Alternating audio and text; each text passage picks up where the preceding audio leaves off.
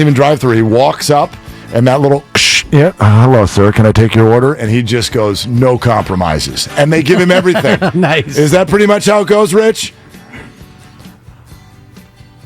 Do we have Rich? I order no compromises style, and it is trust me, the hot and sweet peppers, chef kiss, fingers to the sky, bon appetit. Yes.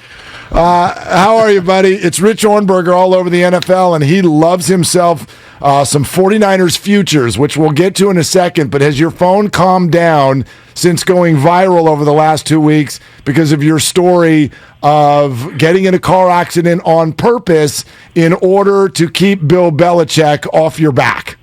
I am currently speaking to you both, Mark and Dibs from federal penitentiary. The statute of limitations apparently was not up. No. The reality of the situation was, well, I would never suggest that anybody following my actions, do what I say, not as I do sort of situation here. It did, though, get me out of that lateness and that fine, and somehow I was able to continue my career. So I'm very, very fortunate. And yeah, the phone has finally stopped ringing off the hook, now just intermittent. My favorite part of the story is later when you're going down this ultra-long hallway and Bill Belichick's coming the other way and you're terrified to pass him, and he mentions basically that he had seen the pictures showing me just how much he doesn't miss any detail in anything. Oh, yeah. Dude, I mean, that place, I mean, there were times where I thought to myself, like, does he have, like, cameras and recording devices in restaurants around the town? You know, because, like, it just felt like he knew everything that you do, everything that you know, you would hear occasionally stories of guys, you know, where they would be like, yeah, I was out to dinner, and then, you know, Bill came up to me while I was stretching and be like, hey, how was your steak last night? And it's just like, oh, wait, who told you where I was? Me and my wife just decided to go out spur of the moment. Yeah, no, I love that place. And then he would just walk away. Just so, like, I don't know. I think he's just trying to screw with people, but he really did have tabs on everything. And so it is not beyond me that even if he's questioned about my story, that he knew that I was, you know, making up the whole thing. So Rich Ohrnberger with us. Okay, we want your read on two things. First, let's just get a reaction to you with what's happened over the last hour with Deshaun Watson. My reaction is this. The NFL has a very simple structure when it comes to discipline. And that discipline and that structure is, if you're talented, they will find a way to get you on the field as quickly as possible. And that golden rule has never really been broken. I mean, you know, we saw how they handled the Kareem Hunt situation, how we've seen them handle the situations with Tyreek Hill. We've seen how they've handled Ben Roethlisberger and Zeke Elliott. It doesn't matter what, I shouldn't say it doesn't matter what you're guilty for, because obviously the discipline will change accordingly depending on severity. But the one thing that is majorly consistent is what really matters is who you are. You know, so if you're a Deshaun Watson, a guy who can singularly change the fates of a franchise, and obviously here in the coming years, assuming he stays healthy, will have a transcendent impact on the Cleveland Browns, the NFL is going to give him every opportunity to come back and fulfill the promise that he'll be one of the best quarterbacks in this league, because they know that those jersey sales and those ticket sales and the outcomes of him playing far benefit whatever short-term blowback they're going to receive for a suspension or a fine or discipline that seems underwhelming compared to the actions committed.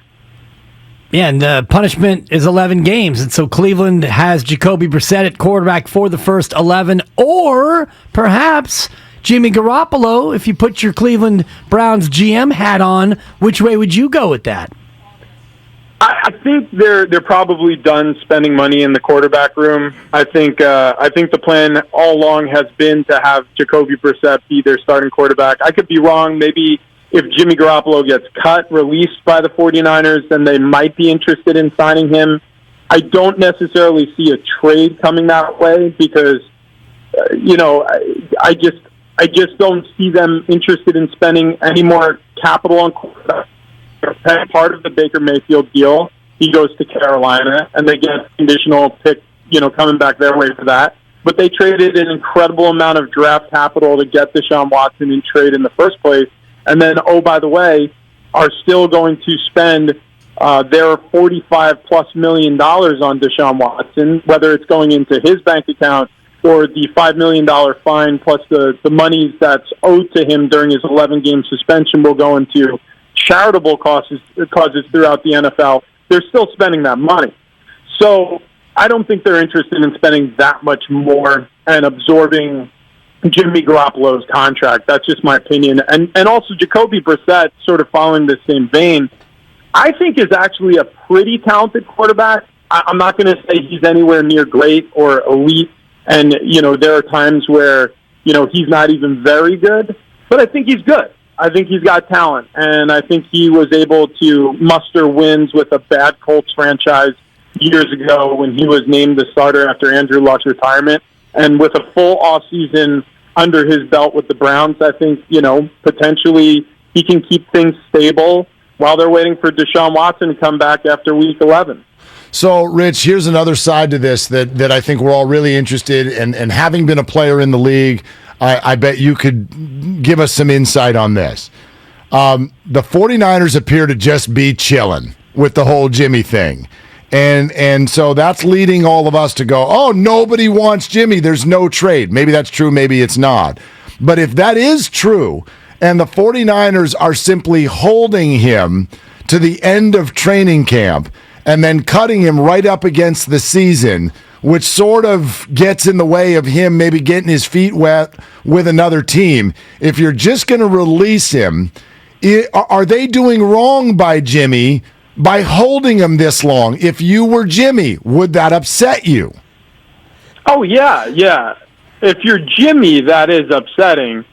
But for the 49ers, they're in a situation where I think overall Jimmy has been a good soldier for them. But as you've heard recently, it wasn't all rainbows and sunshine. I don't know where the report was sourced from, but the report's coming out that Jimmy G was a little difficult to get a hold of during the offseason, right. That he didn't make great efforts, whether it be from coaches or front office or even teammates, to create relationships with the 49ers personnel overall during his time away from the team. So there's history here. And I'm not saying that's a part of the calculus outside of just trying to get what value you can for Jimmy G in trade.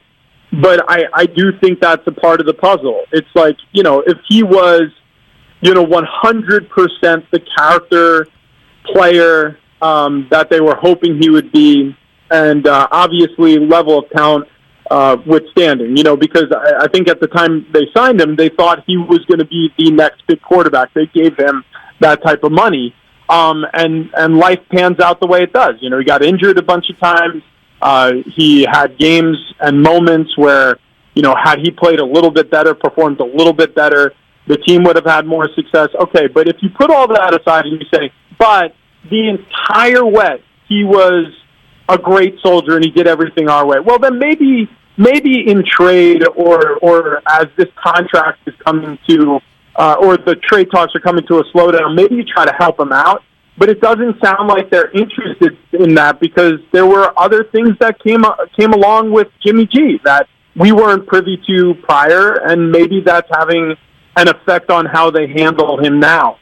We will never have the answers to those questions, but that could be involved in, sort of the advanced mathematics here. And now the page turns to number 5, from number 10 to number 5, Trey Lance. Is he good enough to make the Niners a real Super Bowl contender? All he has to be is better than Jimmy Garoppolo for the Niners to be a serious Super Bowl contender. And I mean that, like Jimmy Garoppolo, I don't want to underrate how difficult it is to be a starting quarterback in this league and how well he handled that. Is he elite? No, he's not a top 10 quarterback. He's not even really a top 15 quarterback. But is Jimmy Garoppolo like one of those guys who isn't going to really hurt you and understands the offense well enough to orchestrate, game-winning drives and keep his cool under pressure? Yeah, absolutely. Jimmy has proven that time and time again. But he has a lower ceiling than Trey Lance. We've already seen it this preseason. Some of the plays that Trey makes, Jimmy just can't make. He has a bigger arm. It's going to open up the playbook a little bit, and he's very early in his maturation process. So out the gates, where you're going to set the bar is where the last guy was. At Trey Lance's, if Trey Lance can be at least as good as Jimmy Garoppolo, they're a serious playoff contender. If he can be better than Jimmy Garoppolo, which again, the bar's not being set astronomically high, they are a serious Super Bowl contender, assuming health along the other pieces on this roster. Rich Ohrnberger, hey, where are you right now? I'm actually sitting in my home studios here in San Diego. Okay. Extra 1360. Just really considering where I'm going to go to eat breakfast because nobody's going to be home when I get back, and I'm starving. You haven't had breakfast yet?